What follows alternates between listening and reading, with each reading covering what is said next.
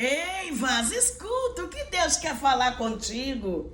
Salmo 70, versos 2, diz assim: Fiquem envergonhados e confundidos os que procuram a minha alma.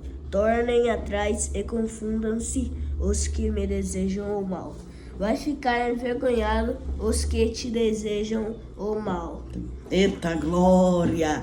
Vai ficar todos aqueles que estão querendo o teu mal, aqueles que estão desejando o teu mal, aqueles que estão dizendo, bem feito. Olha pra cá, Deus está dizendo que vai ficar envergonhado e confundidos aqueles que te procura fazer o mal. Vai voltar as costas, coberto de vergonha, vai ficar sem compreender o que Deus fez na tua vida. Fique com esta palavra em nome de Jesus, né, Henrique?